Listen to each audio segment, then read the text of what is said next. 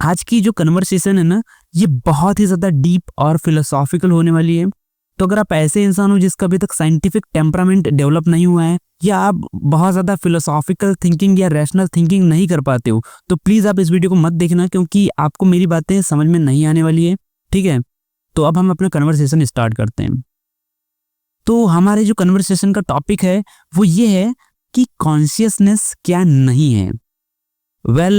हम इस बात पर चर्चा क्यों कर रहे हैं कि कॉन्शियसनेस क्या नहीं है, जबकि हम इस टॉपिक पर बात कर सकते हैं कि कॉन्शियसनेस क्या है। तो कॉन्शियसनेस क्या नहीं है, पहले ये जानना इसलिए ज़रूरी है क्योंकि बहुत सारे लोगों के माइंड में पहले से कुछ मिसकंसेप्शंस है कॉन्शियसनेस को लेकर के। लगभग 99% लोगों को कॉन्शियसनेस को लेकर के बहुत ही ज़्यादा गलत फहमी है। तो पहले उस गलत फहमी को डिबंक करना बहुत ही ज़्यादा ज़रूरी है, तभी जाकर के हम एकदम प्रिसाइजली ये समझ पाएंगे कि कॉन्शियसनेस एक्चुअल में होती क्या है। तो पहले तो ये समझते हैं कि कॉन्शियसनेस क्या नहीं होती है। बहुत सारे लोगों को ऐसा लगता है कि मुझे खुद के होने का जो एहसास है, मुझे खुद के होने का जो होश है, मैं जो खुद की होने के अस्तित्व को जो महसूस कर पाता हूं, वही कॉन्शियसनेस है। ऐसा आमतौर पर लोगों को लगता है, जबकि ये बात पूरी तरह से गलत है। आपको खुद के होने का जो होश होता है कि आप कुछ हो, वो एक्चुअल में कॉन्शियसनेस नहीं है। हाँ, कॉन्शियसनेस इसके बहुत करीब करीब की चीज है, लेकिन आपको खुद के होने का जो होश होता है वो एग्जैक्टली कॉन्शियसनेस नहीं है। वो तो कॉन्शियसनेस के बाद की एक लेयर है जिसे आप कॉन्शियसनेस समझ रहे हो। आपको खुद के होने का जो होश है, आपको खुद के होने का जो एहसास है, जिसे आप आमतौर पर कॉन्शियसनेस बोल देते हो, वो वास्तव में कॉन्शियसनेस नहीं बल्कि कंटेंट ऑफ कॉन्शियसनेस है। हाँ, आपको खुद के होने का जो होश है वो एक्चुअल में कॉन्शियसनेस नहीं है, बल्कि वो कंटेंट ऑफ कॉन्शियसनेस है। अब आप लोग कहोगे कि मुझे खुद के होने का जो होश होता है, मैं इसे कंटेंट ऑफ कॉन्शियसनेस क्यों कह रहा हूं। तो मैं आपको इसे डिटेल में एक्सप्लेन करता हूं कि जिसे आप अपना होश समझ रहे हो, जिसे आप मैं का होश बोल रहे हो, जिसे आप खुद का होश समझते हो, वो कंटेंट ऑफ कॉन्शियसनेस क्यों है। देखो, हमें खुद के होने का एहसास तब होता है, खुद के होने का होश तब होता है जब हम अपने सराउंडिंग्स यानी कि अपने इर्द गिर्द की चीजों से इंटरैक्ट करते हैं। जैसे जो हवा बह रही होती है, हम उससे इंटरैक्ट करते हैं। धरती पर जो ग्रेविटी लग रही होती है ऊपर से नीचे, हम उससे इंटरैक्ट करते हैं। जो टेम्परेचर होता है ठंडा गर्म, हम उससे इंटरैक्ट करते हैं, हमें कुछ ठंडा गर्म फील होता है। हमें कुछ दिखाई देता है तो जो दृश्य होता है हम उससे इंटरैक्ट करते हैं। हमें कुछ सुनाई देता है तो जो आवाज आ रही होती है हम उससे इंटरैक्ट करते हैं। हमारे माइंड में कुछ थॉट चल रहे होते हैं, हम उससे इंटरैक्ट करते हैं। हमारे माइंड में कुछ मेमोरी होती है, उससे हम इंटरैक्ट कर रहे होते हैं। तो जिन जिन चीजों से हम इंटरैक्ट कर रहे होते हैं वो है हमारे लिए कंटेंट। तो जब इन सारे कंटेंट से हम कलेक्टिवली इंटरैक्ट करते हैं, यानी कि जब हम इन सारे कंटेंट से, इन सारी चीजों से जब हम एक साथ इंटरैक्ट कर रहे होते हैं, तब हमें खुद के होने का एहसास होता है। अगर इन कंटेंट को हटा दिया जाए, यानी कि उन कंटेंट को अगर अंडरस्टैंडिंग के लेवल पर खारिज कर दिया जाए, जैसे कि हवा के बहाव को नेग्लेक्ट कर दिया जाए, हमें जो सुनाई दे रहा है उसे हटा दिया जाए, हमारे माइंड में कोई ख्याल ना आए, हमारे माइंड से मेमोरी को हटा दिया जाए, हमें ग्रेविटी फील ना हो, एकदम जीरो ग्रेविटी, कोई टेम्परेचर का कोई एहसास ना हो, और इस प्रकार के सारे कंटेंट को अगर नेग्लेक्ट कर दिया जाए, तो हमें पता कैसे चलेगा कि हम एग्जिस्ट करते हैं। क्योंकि आपको थॉट भी नहीं आ रहा है, आपको ख्याल भी नहीं आ रहा है, आपके पास मेमोरी भी नहीं है जिससे आप ये सोच सको कि मैं जैसा कुछ है, आपको कुछ फील भी नहीं हो रहा है, तो आप ये पता कैसे लगाओगे कि मैं जैसा कुछ होता है। ये थोड़ा डीप है, लेकिन अगर आप इसे एकदम शांति से अगर आप समझने की कोशिश करोगे तो आपको समझ में आ जाएगा कि मैं कहना क्या चाह रहा हूं। तो अगर आपका सारे कंटेंट से इंटरेक्शन काट दिया जाए तो आपको उस वक्त खुद के होने का एहसास होगा ही नहीं। पर इसका ये मतलब तो नहीं है कि आप मर गए। आप मरे तो नहीं हो, आप जिंदा ही हो, क्योंकि उस वक्त कॉन्शियसनेस तो है, बस आपको खुद के होने का होश नहीं है। आपको आपके होने का पता तब चलता है जब आप अपने सराउंडिंग से इंटरेक्ट करते हो, आप अपने इर्द गिर्द के कंटेंट से इंटरेक्ट करते हो, तब आपको पता चलता है कि आप कुछ हो।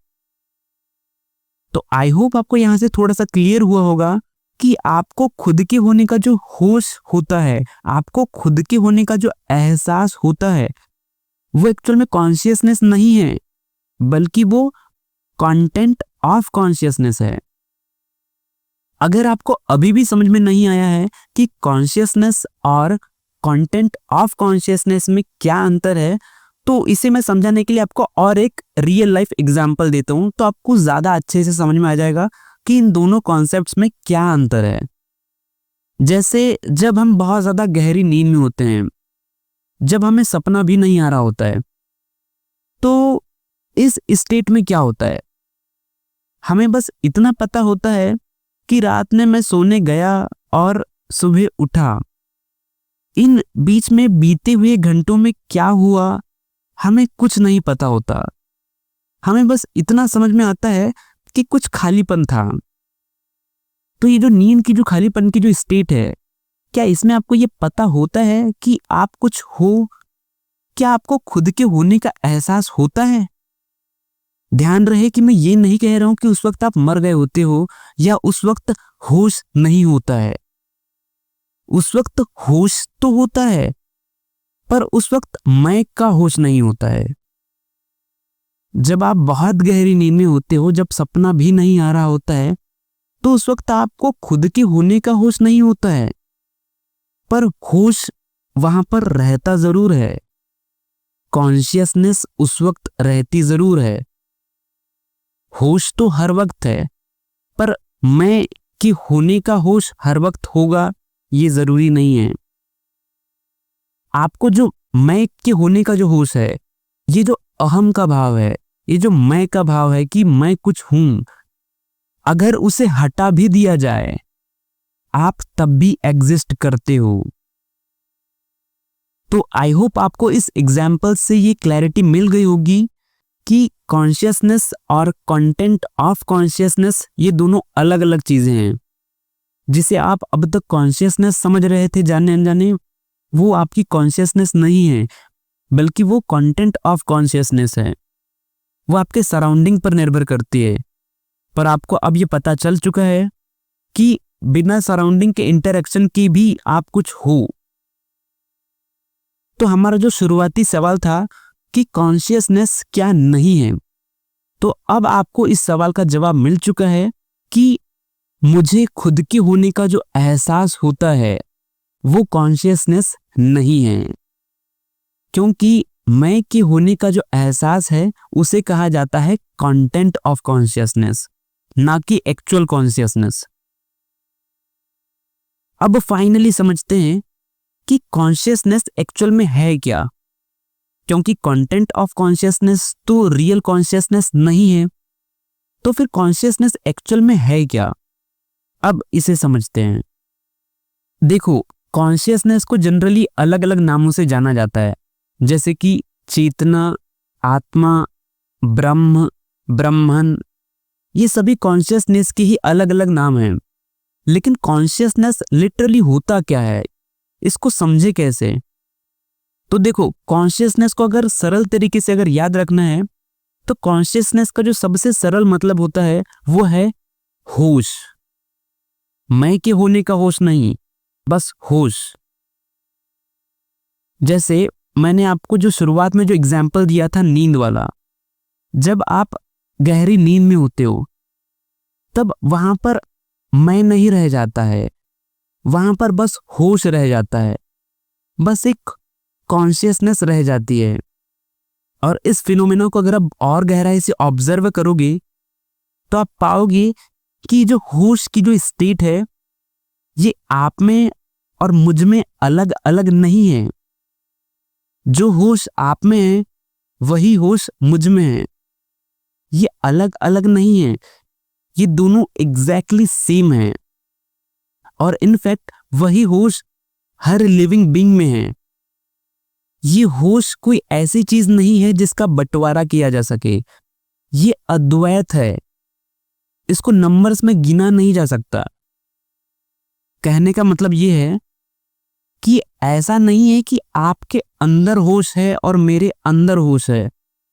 होश हमारे अंदर एग्जिस्ट नहीं करती, हम होश में एग्जिस्ट करते हैं। होश एक ही है, ये यूनिवर्सल है, ये हर जगह व्याप्त है। जैसे आकाश अद्वैत है, इसका कोई एंड नहीं है, इसको आप गिन नहीं सकते। वैसे ही जो कॉन्शियसनेस है, जो होश है, ये हर जगह है और इसमें हम हैं। जितने भी लिविंग बींग्स हैं ये होश में एग्जिस्ट करते हैं, ना कि होश हमारे अंदर एग्जिस्ट करता है। इसे और अच्छे से समझने के लिए मैं आपको एक एग्जांपल देता हूं। जैसे जो पानी होता है वो कॉन्शियसनेस की तरह है, और मान लो ये पानी पूरे यूनिवर्स में हर जगह फैला हुआ है, इसका कोई एंड नहीं है, और इस पानी में लहरें बनती और मिटती रहती है, और ये लहरें बहुत सारी है। कोई लहरें छोटी है, कोई लहरें बड़ी है, कोई तेज है, कोई धीमी है। और ये जो लहरें हैं ये और कुछ नहीं बल्कि ये हम ही हैं। हम बनते और मिटते रहते हैं, लहरें बनती और मिटती रहती है, पर पानी एक ही होता है। पानी का मटेरियल कॉज एक ही है। आपका पानी और मेरा पानी अलग अलग नहीं है, दोनों सेम ही है। दोनों की कॉन्शियसनेस एक ही है। हाँ, आपकी लहर और मेरी लहर अलग अलग हो सकती है, पर पानी एक ही है। तो हम जिसे मैं बोल देते हैं, एक्चुअल में हम आमतौर पर उस लहर को मैं बोल रहे होते हैं। हम उस लहर को कॉन्शियसनेस समझ रहे होते हैं, पर एक्चुअल में कॉन्शियसनेस वो लहर नहीं है, वो पानी है जो उस लहर को पैदा करती है। और ये जो लहरें हैं ये है कंटेंट ऑफ कॉन्शियसनेस, जिसे हम जाने अनजाने अपनी कॉन्शियसनेस समझ लेते हैं। लेकिन लहरों के मिट जाने पर पानी नहीं मिटता है, पानी हमेशा होता है। लहरों के होने के लिए पानी की जरूरत पड़ती है, और बिना लहरों के भी पानी पानी होता है। तो इस ऑब्जर्वेशन से क्या समझ में आता है कि कॉन्शियसनेस पानी की तरह है, जो पूरे यूनिवर्स में हर जगह फैला हुआ है, जो अद्वैत है, जिसका बंटवारा नहीं किया जा सकता। और ये जो लहरें हैं ये हम हैं, जो इस पानी के होने के कारण एग्जिस्ट करते हैं। अगर ये पानी ना हो तो लहरें भी नहीं बनेंगी, अगर कॉन्शियसनेस ना हो तो ये लिविंग रियलिटी भी नहीं होगी। तो हमारा जो दूसरा सवाल था कि कॉन्शियसनेस क्या है, तो आई होप अब आपको इसका जवाब मिल गया होगा कि कॉन्शियसनेस उस यूनिवर्सल होश का नाम है, उस चेतना का नाम है जो हर जगह व्याप्त है। वो हमारे अंदर कोई चीज नहीं है, बल्कि हम उसमें एग्जिस्ट करते हैं। तो मैं इस कन्वर्सेशन को अब यहीं पर रैप अप कर रहा हूं और आप लोगों के लिए एक सवाल छोड़ करके जा रहा हूं। सवाल ये है कि जैसे मैं और आप कॉन्शियस हैं, कॉन्शियसनेस के रियल कॉन्टेक्स्ट में बोल रहा हूं, क्योंकि हम दोनों की कॉन्शियसनेस अलग अलग नहीं है, हम एक ही हैं। तो जैसे मैं और आप कॉन्शियस हैं, क्या वैसे ही नॉन लिविंग थिंग्स कॉन्शियस नहीं है? जैसे कि जो पत्थर है, मिट्टी है, पहाड़ है, पर्वत है, ग्रह है, तारे हैं, क्या ये कॉन्शियस नहीं है? क्या इनकी भी वही कॉन्शियसनेस नहीं है जो हमारी है? तो यही मेरा सवाल है आपसे, और मैं इसका कोई जवाब नहीं दे रहा हूं। मैं बस देखना चाहता हूं कि आप इस सवाल के साथ कैसे ठहरते हो और इसका कैसे आप आंसर करते हो। तो इससे रिलेटेड आपके माइंड में जो भी थॉट्स है आप उसे कमेंट बॉक्स में शेयर कर सकते हो। तो मिलेंगे आपसे फिर किसी और वीडियो में, तब तक के लिए बाय।